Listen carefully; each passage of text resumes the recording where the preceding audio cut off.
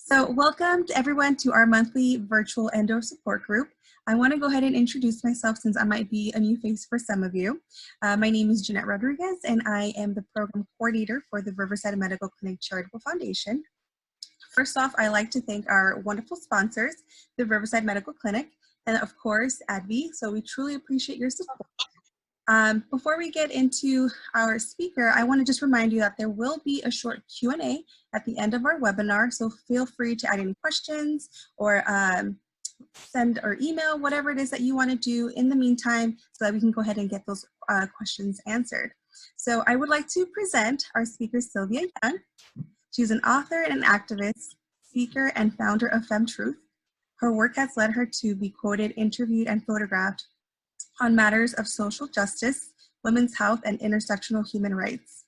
Her work explores trauma and develops communications to create political and societal change. Silvia is an endo patient advocate and survivor of 25 medical gaslighting years.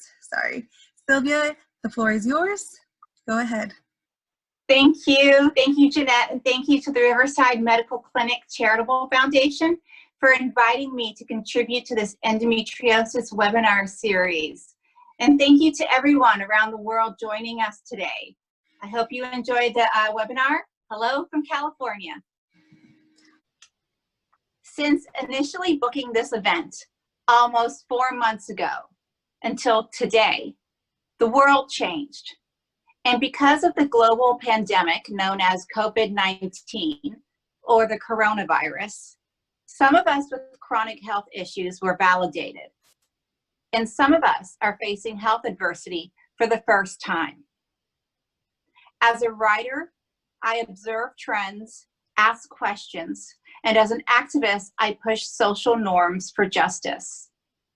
I hope my perspective gives voice to a population in dire need, those navigating through women's health diseases, largely unknown, dismissed, and definitely marginalized. And for today's focus specifically, I'm looking through the lens of endometriosis. First, let's begin with the word intersectionality. Women's health is not a single issue. It's where many issues meet. With COVID-19, we understand that both public health and economics go hand in hand. When health is affected, money is affected. And like a dominoes effect, each aspect of our lives. How it's affected depends on your circumstances, like your race, education, income, religion, gender. They all contribute to your place in society and how you live, your overall quality of life. Issues overlap and magnify because resources and programs are prioritized and funded in regions and communities based on these social constructs of race, education, income, religion, gender, etc. For example, in Los Angeles, people living in Beverly Hills versus South Central neighborhoods are living two very different realities. It's all interconnected and perpetuates further division and inequity. For example, in COVID-19, we see communities of color and women being disproportionately affected because they are our emergency workers. That is not a coincidence. They are adversely affected because it's systemic. Lower paying jobs, like many emergency workers, are what's available for people of color and women. In endometriosis, for example, we see women of color having more barriers in accessing healthcare than white women. Rich women over poor women, educated women over uneducated women, and overall, all men over all women. It's an intersectional ecosystem of inequity. Gender, gaslit and silenced. Girls' and women's pain is normalized through generations. Repeated trauma leads to chronic complications. Girls and women are a discriminated population. What does that mean? Today, we're focusing on what it means to live life with endometriosis, using our collective experience with COVID-19 to draw commonalities and gain a deeper understanding of this inequity. The difference between how COVID-19 is received socially versus how women's health and endometriosis is received socially is gender and society's relationship with gender. And not just gender, but gender and its relation to pain. For example, girls are taught to normalize pain. Boys are not. Boys are believed when they say they are in pain. Girls are not. This leads to negative gender norms and cements these inequities into our psyche well past adulthood, as they are passed down through generations, and specifically patriarchal generations. This norm of dismissing girls' pain and their voice leads to learned silence and shame. This gender discrimination expects girls and women to suffer silently, as not to speak an inconvenient truth.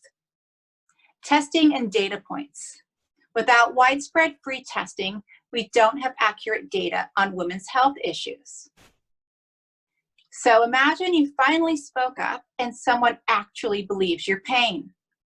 So you can get a test now, right? Wrong. Lack of diagnostic testing. I've heard this before. We hear that anyone can get a test for COVID-19. Can they? I know celebrities, athletes, and heads of industry have access. Yet from the boots on the ground, doctors and nurses report that we lack widespread testing. Which is it? Do we believe the boots on the ground or the talking heads of our administration at their press conferences? Without widespread testing, we don't have data. Without data, we lack the full picture, the one that we need in order to rectify the situation and to learn from the past. That way we can pivot toward a better and more just future. In endometriosis, testing is also a point of confusion and frustration. Who gets tested? In 2020, the only way to diagnose endometriosis is through invasive surgery. Once a series of process of elimination are met via our standards of care by the American College of Obstetricians and Gynecologists. Once you actually speak out about the pain and get a doctor to believe you, the process can now take a decade and only accessible if you have insurance. Both COVID-19 and endometriosis diagnostic testing are limited and with strings attached. If COVID-19 can develop a free, non-invasive test within months, there's no doubt the same could be done for endometriosis. It's just not flagged as a priority because girls' and women's health isn't a priority. Back to the data points. Females for data points weren't even considered in research until recent decades. Women's health wasn't even on the radar, anyone's radar. And men have been writing our history since the beginning of time. Therefore, not only are we atrociously behind in women's health research and funding, and lack an authentic perspective in our history, but due to lack of infrastructure, the data isn't accurately collected or reported. Endometriosis still isn't recognized as a full body disease we are born with. The lack of testing and data points are another inequity in women's health. Gaslighting. Is it propaganda? Is it myths, fake news, conspiracy theories? What exactly are we talking about? We hear that phrase all the time, gaslighting. What is it? It's when someone attempts to manipulate your reality. It is historically known as propaganda or myths or even conspiracy theories. And now you hear fake news. But it depends on who is saying and what their agenda, who is saying it and what their agenda is. These are psychological tools used to dominate the power structure, tools to shut down criticism, transparency, and accountability. We receive information through filters. We are constantly being bombarded with information from those with an agenda to sell it, persuade it, and ultimately retain it. I believe reporters enter their profession because they are society's truth seekers. I believe doctors and nurses enter their profession because they have a calling to help the sick. I believe politicians enter public life to be of service. And educators truly believe and have a love of teaching. But along the way, the road is paved with industry corruption. So how is Wall Street a bad actor? For example, is there a cure for COVID-19? Or does it lead to heart disease? Should we be injecting ourselves with disinfectant? If we read between the lines, is there an economic and/or political agenda behind statements that conflict with science? It's like living in two different realities when you're told to ignore your eyes and your ears. In parallel, how can a hysterectomy be a cure for a disease outside the uterus? Should we be taking hormone suppression drugs if it adds more risks to heart disease? The cure shouldn't be worse than the disease, right? We've heard that phrase a lot, and we call out its hypocrisy. Brainwashing is real, no matter where it comes from, whether through family, doctors, media, or government. In COVID-19, the healthcare industry and patients are aligned in opposition to industry. Which story do you believe? The doctors, nurses, and patients? Or business leaders and our administration? In endometriosis, patients' rights are in direct opposition to industry-infiltrated healthcare. Which do you believe?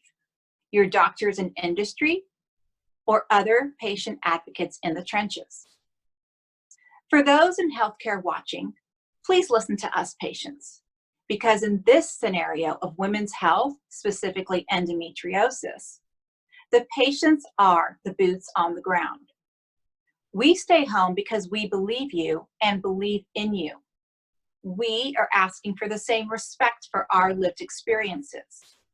We want and need the gaslighting to stop. Separation of industry and public health. With COVID-19, we see the political dichotomy between economic powers and public health needs.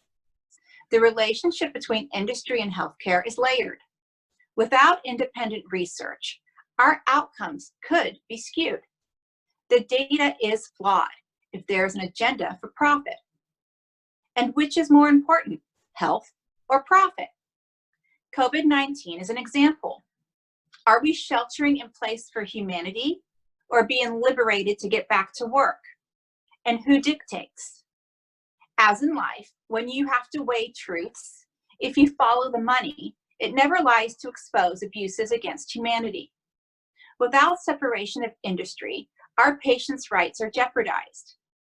As Gloria Steinem said, the truth will set you free, but first, it'll piss you off. Isolation. From COVID-19, the world now understands the trauma of isolation and how that isolation is magnified under health stressors. The word isolation takes on a new meaning. It's real now, something everyone has a personal connection to. The condition of being separated from society, it's inhumane. Yet the endometriosis community lives in this isolation daily, and for years, a lifetime. It's our reality. It's a shame we carry for not fitting into an ableist world.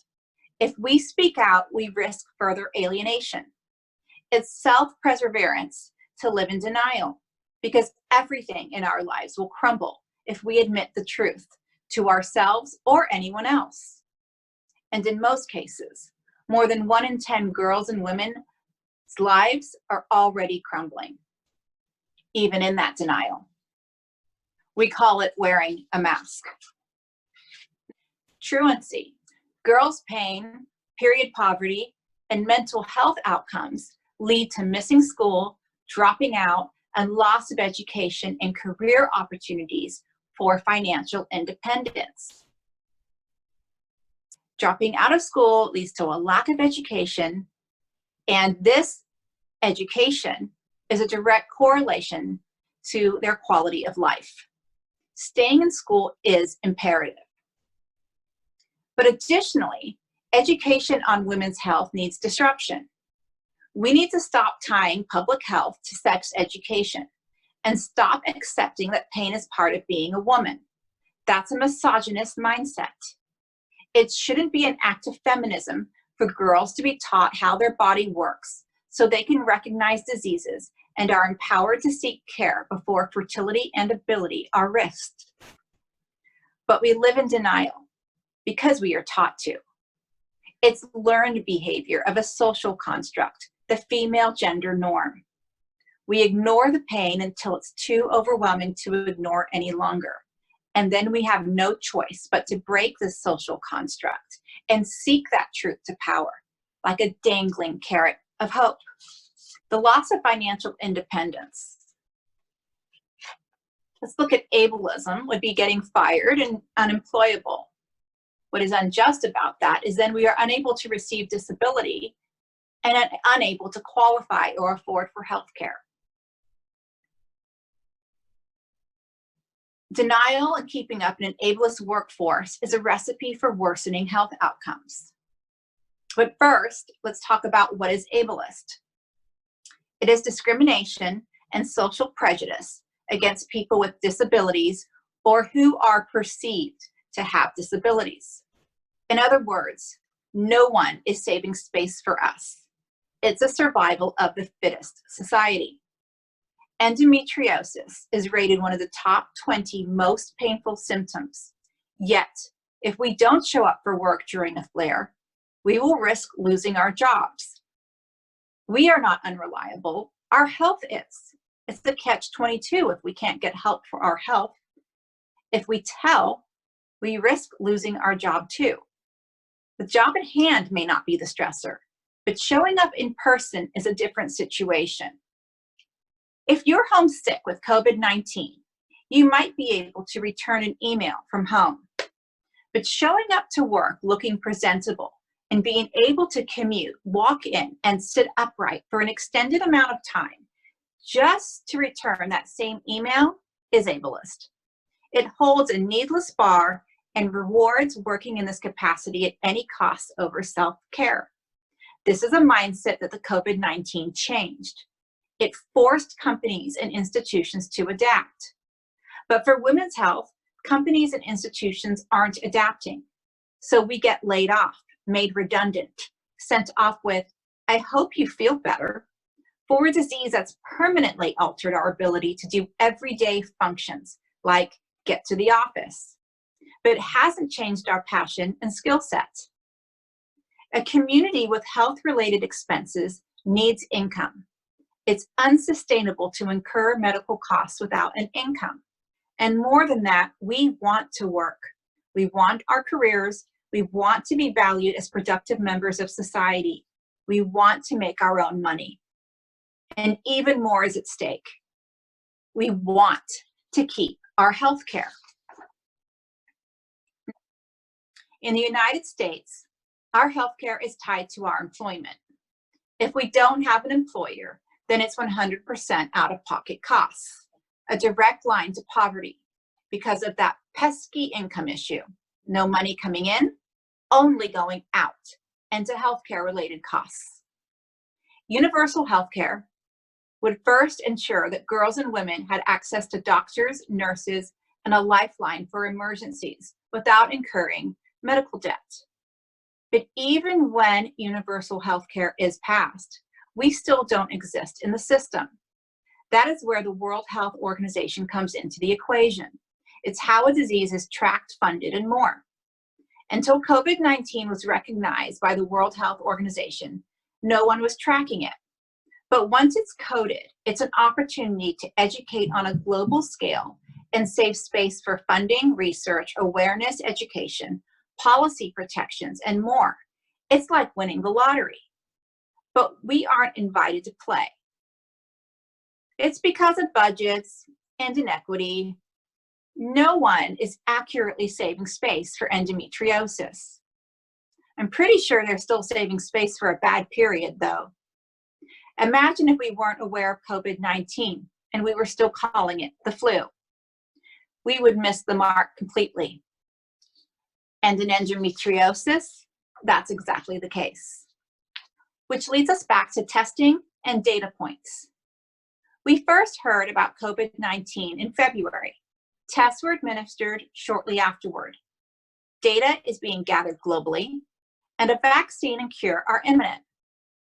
Endometriosis was first documented during Socrates. And we are still waiting. We are in the dark ages, attaching everything not related to men under a stigma so entrenched that menstruation remains an enigma. Our testing, funding, and data is a human rights issue. How can that be? What exactly are our human rights? Everyone has the right to a standard of living adequate for the health and well-being of him or herself and of his or her family, including food, clothing, housing, and medical care and necessary social services, and the right to security in the event of unemployment, sickness, disability, widowhood, old age, and other lack of livelihood in circumstances beyond his or her control. Girls and women living with endometriosis, because of our gender, are living under this benchmark of human rights. The human right to food. So how do health issues and isolation drive food insecurity?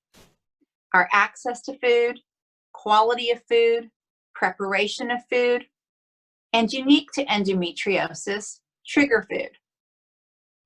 Endometriosis requires a special diet due to inflammation.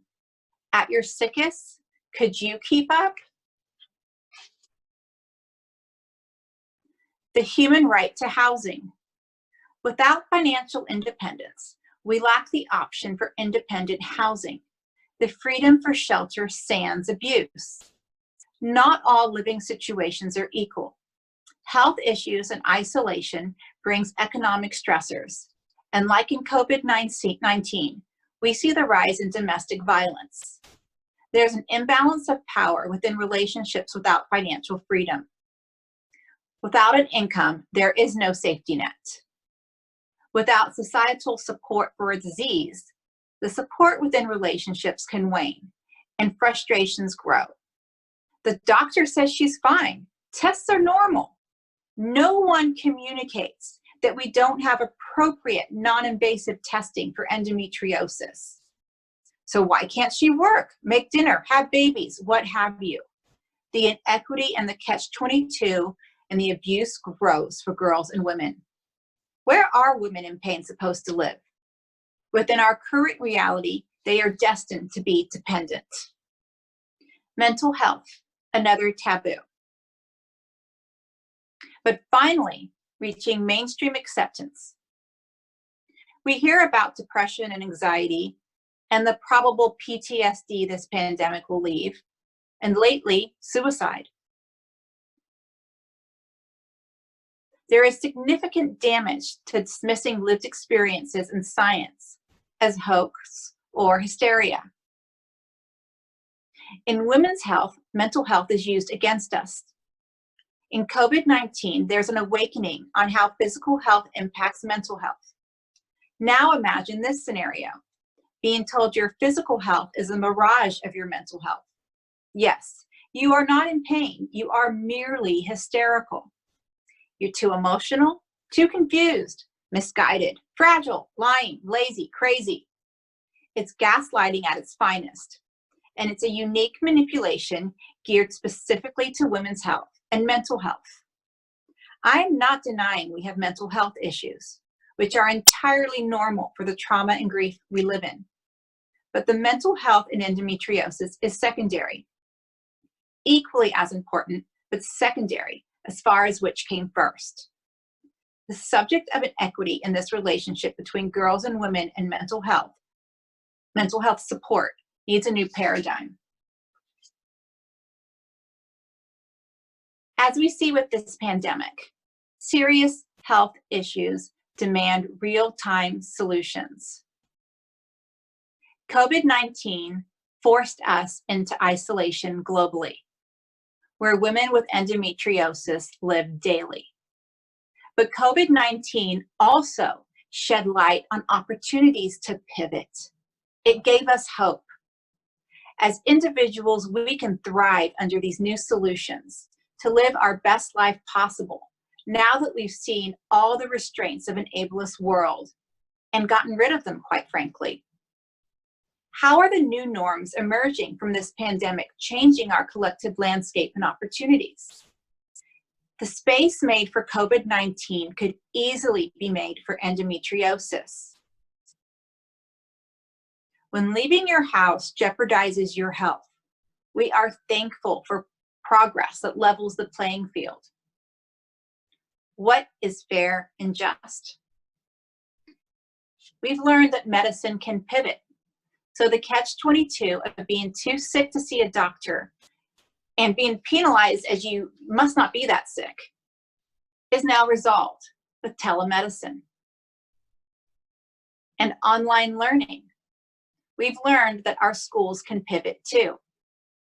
Period poverty and girls' pain doesn't have to mean truancy any longer, because now we all have online learning.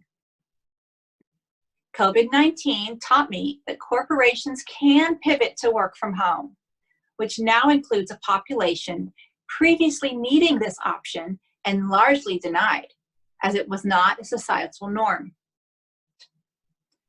Online voting becomes mainstream. We can vote for inclusive policies, and we can actually be counted. Stay at home and vote by mail. And inclusion. We don't have to be isolated anymore from friends, from family, from hobbies and organizations. All you have to ask is, do you Zoom? What are lived experiences? Until we value the stories and celebrate the stories of girls and women and their lived experiences, we cannot have resolution.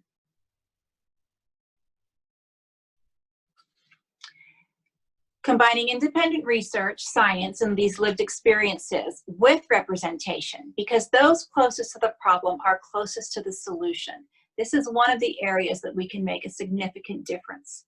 We need your help because we need to be on your boards, in your laws, and in your studies. It's why our stories are just so important and part of the missing equation. The past was erased. The erasure was forgotten. The lie became the truth, said George Orwell. This is how we can maintain the lie does not become the truth. Representation. I want to share that I have a curriculum available that shines light and hopefully ignites discussion around these issues. And it's called Meet Me at the Intersection. It's a series of curriculum that is aimed at looking through the lens of women's health, but analyzing it through each level of the intersection we experience. Girls deserve this education. Society needs this education. And this is what the webinar covers: the intersection of women's health, mental health, adverse childhood experiences, known as ACEs, education, and policy. So I'd like to share with you the FemTruth publications.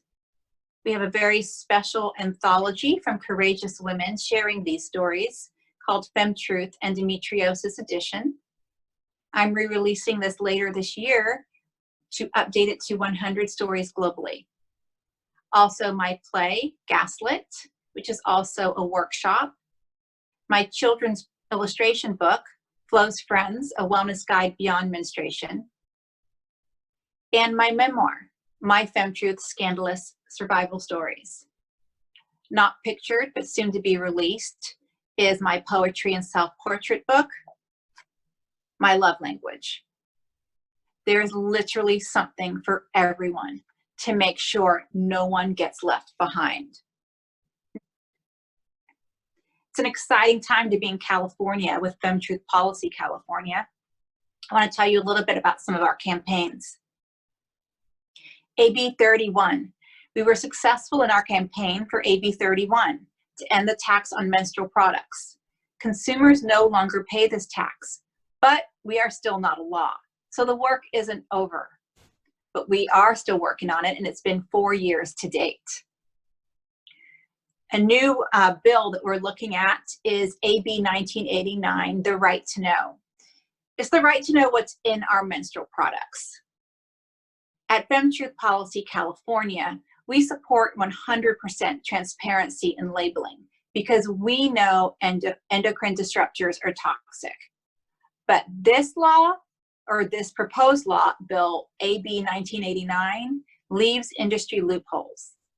Therefore, we are in coalition with many leading organizations in opposition and committed not only in California, but nationally to see this through. Societal exhaustion leads to survival of the privileged. Or do we use this pandemic to learn about humanity and finally take action in women's health and provide a path to inclusion? Let's turn this crisis into an opportunity to make the world a better place, to see where the injustices are and make justice a priority. Whether it's from the top down or the bottom up, which side of history are you on? Coronavirus is categorized as a war with an invisible enemy. Now, imagine being 11 and navigating this in isolation and with the label of hysteria. And let's start talking about adverse childhood experiences and post-traumatic stress syndrome, ACEs and PTSD, well-known outcomes of living through war zones. As a society, do we use the lens of oppression coronavirus afforded us to listen to parallel communities, or do we continue to silence them? Symptoms and recovery are not consistent for both COVID-19 and endometriosis. Both needs further exploration in order to build an infrastructure for sustained health and economic recovery. We need to see structural racism and sexism, acknowledge which populations get hit hardest, and we need to disrupt apathy with empathy. Silence when you know is complicity. At the very least, gross negligence, and at the worst, a willful disregard to do no harm. My goal is to introduce language during the formative years so that gaslighting never takes hold, to empower through education and authentic representation of lived experiences, and to align with policy protections so we break the cycle of abuse. Thank you again, Jeanette. And thank you to everyone associated with today's webinar. And now I'd love to take any questions. Great stuff. Thank you, Silvia, for all that information. I want to go ahead and ask a couple questions that we did have come in. The first question here is, what is the first step to free testing? To free testing? Yes.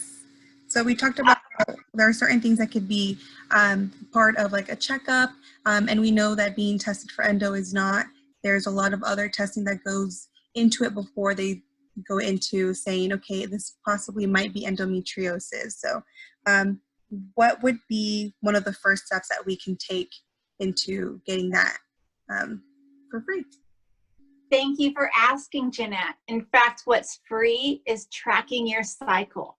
Tracking your cycle is the best thing you can do, because then you understand your body, you understand when it's ebbing and flowing, and you're able to present a full picture to your doctor. So, okay. You speak on the patient knows best.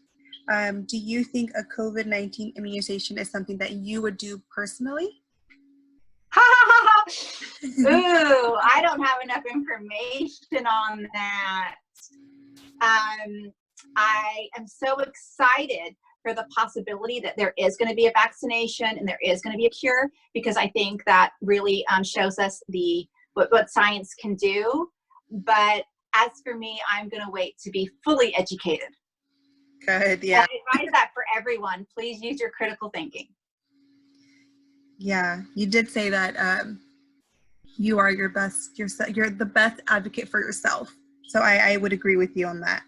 It's true, and sometimes our bodies are too sick to handle anything, and those with endometriosis and flares know that even, you know, a simple supplement can throw us off. So you really do know your own bodies. Right. Another question that we have here is, how can men or partners be supportive? Wow. I think if they can actually read some of these books and other women's experiences, because then they're just not hearing it from you. They understand that this is an epidemic. It's something that's going on with many women. And there are not just my books, but there are support groups that they can educate themselves, like Nancy's Nook on Facebook. If they were to look at some of the files on there, they would realize that we have a tremendous amount of science backing up what we're saying. Right. And then based on what we just talked about with your books, is the book for 7th graders the same for college students when we go about talking about how to maybe share curriculum or go about learning about endometriosis? Thank you for asking. I really believe that 7th graders have a very different understanding, and also a very different need to understand. A 7th grader is just dealing with blood and cramps and possibly starting to track her cycle. Even that is overwhelming. When you get to college, you're going to start wanting to talk about infertility and ability, the real aspect of not having a job that you want. It changes the idea of what the information you're willing to take in. So therefore, I truly believe that high school and college are more appropriate for the majority of our books, but Flo's Friends, A Wellness Guide Beyond Menstruation, and the group of plushies that come with that book are excellent for, I would say, even 5th grade. All the way through to college, all the way through to adults. In fact, I have a friend that has the book in her home bathroom, because she says for her teenage girls, it's a great reminder to just track your cycle and to be mindful. Yeah, wow, that's awesome. And then where could either schools, partners, or individuals purchase these books? Oh, thank you for asking. My books are available on my website, silviayoung.com. That's SILVIAYOUNG.com. They're also available on Amazon. Additionally, on my website, you can contact me through it to get more information on my workshop, my webinar, my curriculums, and additional educational information. Awesome. And then final question, if anyone wanted to get in touch with you, how could they do that? Oh, thank you. Great question. Again, on my website, there is a contact me, so you can get me through there. And hashtag FemTruth on anything, you can usually find me, as well as my Facebook page is FemTruth. My Instagram is Fem_truth. And different though is my Twitter account, which is Sly Serenity. SLYSERENITY. Great. And then all of those links and ads, I will definitely add them into our description box for any of you that are watching this that definitely want to get in touch with her or look at any material that she's talked about. I think it'd be great. I'm going to attach that for you. I'm also going to go ahead and attach where you can find us. So definitely rmccharity.org, or follow us on Instagram, our Endo Family Support Group. I want to go ahead and just thank Silvia for coming on here and definitely educating us on a lot more. Like I told her before, you know, every time I do one of these, I learn something new. And I just want to thank you for taking the time on behalf of the RMCCF family and doing this for all of our Endo sisters. Thank you. The more we get talking, the better. And I really thank you and your organization for putting this webinar series together. Thank you. All right. Well, everyone, you guys have a great day. Hopefully you follow Silvia and follow us and get in touch with all this great knowledge. Have a nice day, everyone. Bye-bye.